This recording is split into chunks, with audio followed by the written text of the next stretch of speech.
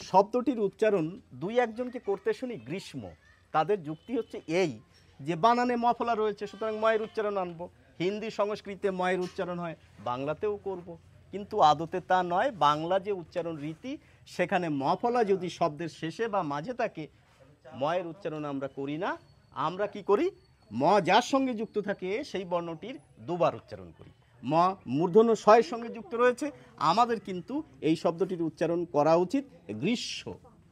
আরও একটু শুদ্ধভাবে যদি করি তাহলে কিন্তু বলতে হয় যে দীর্ঘের উচ্চারণ আমরা বাংলায় করি না, মূর্ধন্য শয়ের উচ্চারণ আমরা করতে পারি না, সুতরাং এটি হ্রস্ব ইকার দিয়ে লেখা উচিত, আর এখানে মূর্ধন্য শয়ের বদলে তালব্য শ লেখা উচিত। তবে মফলার যে উচ্চারণ একেবারে করি না তা নয়, আমরা যুগ্ম বলি, আমরা গুল্ম বলি, আমরা কাশ্মীর বলি, কিন্তু বেশিরভাগ ক্ষেত্রে মফলার ময়ের উচ্চারণ আমরা করি না। শব্দের মাঝে বা শেষে যদি মফলা থাকে, যার সঙ্গে যুক্ত থাকে, সেই বর্ণটির দ্বিত্ব অর্থাৎ ডবল উচ্চারণ করি। তবে বাচিক শিল্পী যারা, তারা কিন্তু অনেকে এখানে একটি চন্দ্রবিন্দু নিয়ে আসেন উচ্চারণে, বলেন গ্রীষ্ম।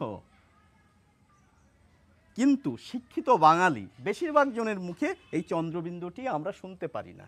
সুতরাং আমরা যদি গ্রীষ্ম বলি আর গ্রীষ্ম একটি চন্দ্রবিন্দু লাগিয়ে উচ্চারণ করি, দুটোই ঠিক। কিন্তু সকলকে ধন্যবাদ।